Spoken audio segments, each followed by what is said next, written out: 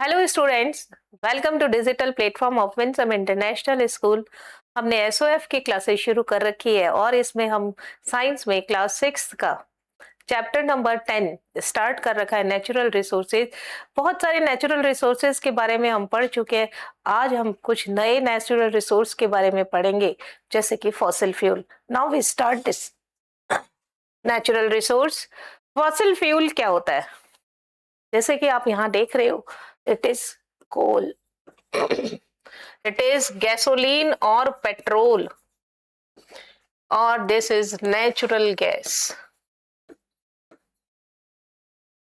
ये तीन हमारे पास फॉसिल फ्यूल है। Fossils are preserved remains of plants and animals whose body were buried in sediments। देखिए, प्रिजर्व्ड होते हैं फॉसिल फ्यूल ऑन प्लांट्स और जो एनिमल्स और प्लांट्स मर गए हैं, डेड बॉडीज है, उनको जमीन में दबे कई साल हो गए हैं, तो उनसे क्या बनते हैं? उन्हें फॉसिल्स बनते हैं और उनसे जो फ्यूल बनेगा उसे ही फॉसिल फ्यूल कहते हैं। Such as sand and mud. Sediments का मतलब इनमें दब गया है। Under ancient seas, lakes and rivers for many years under high temperature and pressure.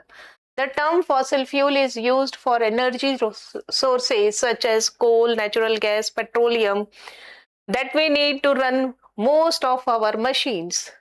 About 80% of world's energy currently comes from fossil fuel. Fossil fuels have their origin in the remains of organisms like plants and animals and other living things that lived millions of years ago.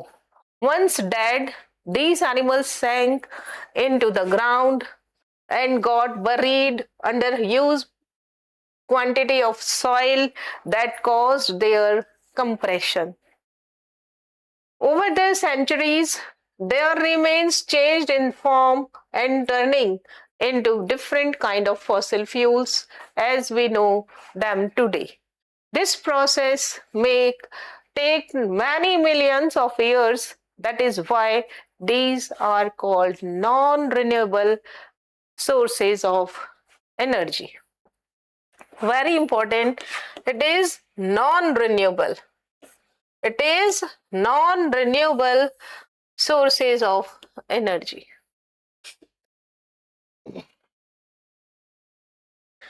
Now, the commonly used fossil fuels are CNG। आप देख ही रहे हैं यहाँ पर green colour की जो taxis होती है, बसेस होती है, वो क्या हो गई? CNG। और इलेक्ट्रिक जो व्हीकल्स होते हैं वो ब्लू कलर के, और this one is LPG। Compressed natural gas, that is CNG, is used as fuel for vehicles and machines. Petrol and diesel for refining crude oil is used as fuel for vehicles and machines. LPG is used for cooking, and coal is mainly used for producing electricity in thermal power plant. Now, और अगर मैं यहाँ पे बात करूँ, LPG है ये cooking के लिए काम आ रहा है। यहाँ देखिए ये क्या दे रहा है? चूल्हा जला रहे हैं, यानी कोल काम में ले रहे हैं, या यहाँ पर वुड भी काम में लिया जा सकता है। Earlier coal, wood, dung cake were used as fuel for cooking. Nowadays, less polluting natural gas and liquefied petroleum gas has gradually replaced these domestic fuels। इससे बहुत सारे पोल्यूशन हमारे हेल्थ को खराब कर रहा था, और अब इसकी जगह किसने ले ली है? LPG ने, जो इनके कंपैरिजन में क्लीनर फ्यूल है। Fossil fuels are present in limited amount in earth. जितने भी फॉसिल फ्यूल है वो हमारे अर्थ के अंदर लिमिटेड अमाउंट में है। The known reserves of these resources will last only a few hundred years. Conserving fossil fuel is crucial because they are finite resource। तो हम एक निश्चित मात्रा में, इसलिए हमें इसे बहुत सोच समझकर यूज करना चाहिए। Their depletion would impact energy availability। They take millions of years to form and cannot be replenished if we continue using them to our present rate। जैसे अभी हम लगातार इसका यूज करते जा रहे हैं, इसके हिसाब से ये जल्दी ही खत्म हो जाएगा। इट मीन्स हमें बहुत लंबे समय तक ये नहीं मिलने वाला, क्योंकि इनके बनने में बहुत लंबा समय लगता है, मिलियंस ऑफ ईयर्स लगते हैं। Fossil fuel, when burned, produce smoke and carbon dioxide gas, which significantly pollute the air. The released carbon dioxide is major greenhouse effect, which causes global warming. The overuse of fossil fuel has led to serious air pollution problem. For example, car, buses, truck that run on petrol or diesel emit pollutant. Similarly, burning coal for domestic use also release pollutant into the air. देखिए green house effect यहाँ दे रखा है, carbon dioxide, methane, CFC, ozone and nitrogen. सबसे ज्यादा percentage किसका है? Carbon dioxide. सन से आने वाली हीट अर्थ पे एंटर तो कर जाती है, लेकिन वापस एनवायरनमेंट में नहीं जा सकती। वापस इन लोगों ने पकड़ लिया, मीथेन ने पकड़ लिया, सीएफसी ने पकड़ लिया, CO2 ने पकड़ लिया, नाइट्रोजन के ऑक्साइड या ओजोन ने पकड़ लिया, और इसे वापस इस हीट को कहाँ भेज दिया? अर्थ पे भेज दिया, जिससे कि अर्थ का टेम्परेचर इंक्रीज हो गया। इसे ग्रीन हाउस इफेक्ट बोलते हैं, और ये गैसेस ग्रीन हाउस गैसेस है। और जब ये ग्रीन हाउस इफेक्ट ज्यादा हो जाए तो इसी को ग्लोबल वार्मिंग बोल दिया जाता है। This pollution can be harmful effect on health, causing respiratory problem like asthma and bronchitis. It can also contribute to global warming, leading to climate change and extreme weather conditions.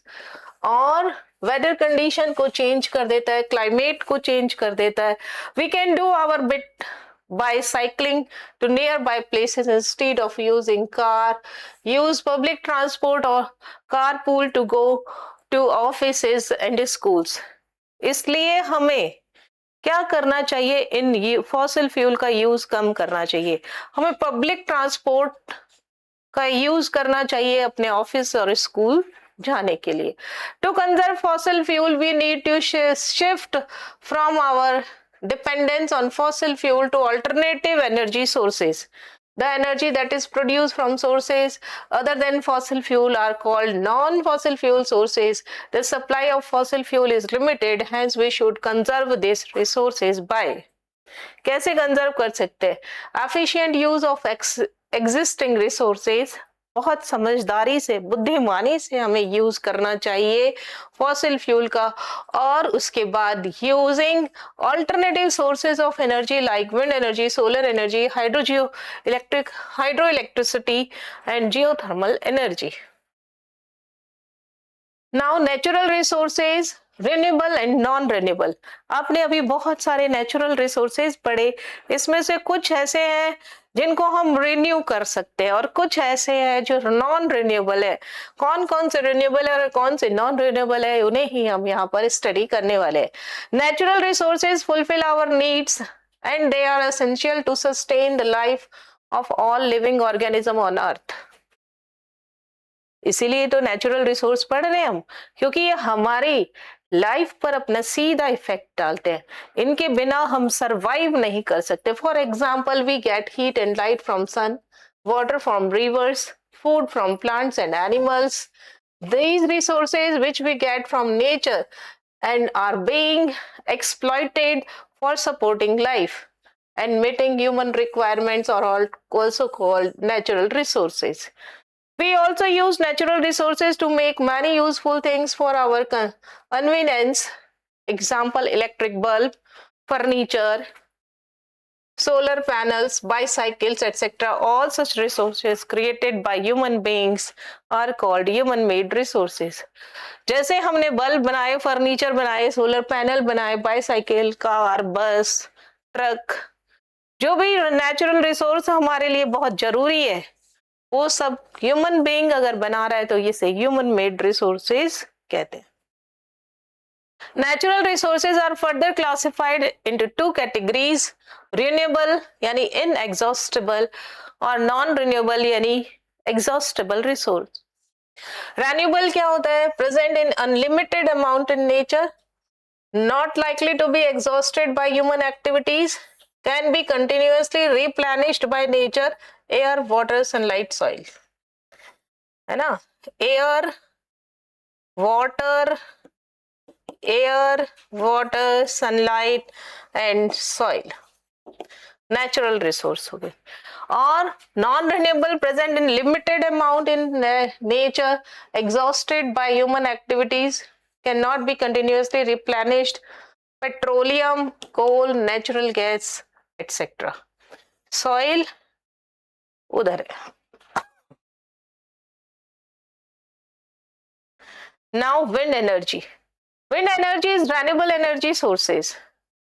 It is versatile, can be produced on a small scale or on large scale. It uses the natural airflow on earth to run the wind turbines, which is convert the kinetic energy of spinning blades into electric energy. देख सकते हैं आप यहाँ, देखिए क्या है यहाँ पे, ये wind turbine, local control internet, ये देखिए इंटरनल यहाँ से कनेक्शन किया गया, बरीड केबल और यहाँ से ये क्या कहते, हाई वोल्टेज ट्रांसमिशन ट्रांसफॉर्मर्स लगे हुए और ये कंज्यूमर के पास चले जाते हैं. यहाँ पे ये क्या है, remote computer monitoring and control via optical fibres. तो इस तरीके से विंड एनर्जी विंड टर्बाइन से बनाई जाती है. The most preferred location for these wind turbines to be installed are the areas where wind is strong and airflow constant, with such as hilltops, open plains and coastal areas, etc. Now solar energy. Solar energy commonly used in generating energy through solar panels. बहुत सारे लोगों ने ऐसे घर पर बना रखा है सोलर पैनल, है ना, एसी या डीसी. तो सबसे पहले सनलाइट हिट करती है सोलर पैनल पे और डीसी जनरेट करती है current. Inverter convert DC to electricity और to AC. The AC electricity is supplied to building. घरों में काम आ गई और जो एक्स्ट्रा बच गई उसे कहाँ भेज दिया जाता है, ग्रिड में. And electricity is drawn from the grid when supply from solar panel is not sufficient. जब सनलाइट नहीं होगी तो यही जो आपने ग्रिड को दी है ये वापस आपको दे देगी. Solar, you may see a few solar panels on a house roof used to produce energy for just that one home. On a larger scale, you may see a solar farm used to power plant to produce electricity for their consumers. Now hydroelectricity. The energy of flowing water in streams, rivers and ocean is used to produce hydroelectricity. Water से electricity. कौन से water से? Stream से, river से, ocean से. Dams and reservoir constructed on flowing water and the kinetic energy from the flowing water is used to run the turbines. These generate electricity. देखिए यहाँ पे क्या बनाया इन्होंने, ऊंचाई पे ये वाटर, यहाँ पे एक डैम बनाया, डैम में ऊंचाई से वाटर फ्लो हो रहा है और जैसे ही ये वाटर फ्लो हुआ तो यहाँ पर टरबाइन के थ्रू इलेक्ट्रिसिटी प्रोड्यूस हुई और इस टावर के पास जाके सप्लाई कर दी जाती है. Water in ocean is constantly in motion due to wave and tides. Energy can be harvested from these kind of motion of waves. Tidal energy मतलब टाइड्स से जो एनर्जी बन रही है यानी वेव से जो एनर्जी बन रही है उसे क्या बोलते हैं, tidal. It can be harnessed using underwater turbines which capture the energy from the surface of ocean waves to produce electricity. Now resources we use. Our daily activities including the uses of natural resources. Sustainable and responsible use of our natural resources like air, water, soil are essential to ensure that their availability for future generation. हम जितना बहुत ही बुद्धिमानी के साथ air का, water का, soil का, energy का यूज करेंगे उतना ही लंबे समय तक हमें ये एनर्जी मिलती रहेगी, हमें ये रिसोर्सेज अवेलेबल रहेंगे. If we do not use this resources judiciously, then it can create an imbalance in the environment like global warming, flood, climate change, famine, drought, and other some of the consequences we will have to face in the future. So conservation of natural resources has become the need of the hour. Some of practices we can follow to conserve the natural resources: recycling and reducing waste, planting more and more trees, use fossil fuels should be minimized, alternative renewable energy sources like solar, wind should be used as they are clean. Now self test number 4 की बात करें. Question number 1 देखिए, which process is responsible for the formation of fossil fuel.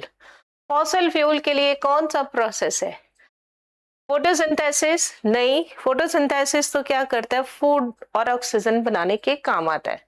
Rain water harvesting, water को harvest करने के काम आता है, रेन वाटर को स्टोर करना. वेदरिंग ऑफ रॉक्स, इससे सॉइल बनती है. And sedimentation and compression of organic matter, इससे फॉसिल फ्यूल बनता है. Option number D is correct. Which among the following is known as cooking gas? LPG.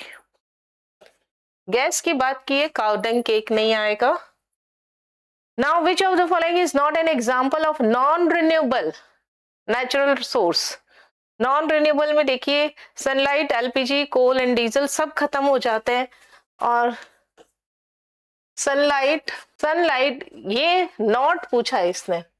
ये सब क्या होते हैं? रिन्यू नहीं होते, नॉन रिन्यूएबल है. ये सब क्या है? Non renewable. और ये क्या होता है? रिन्यूएबल.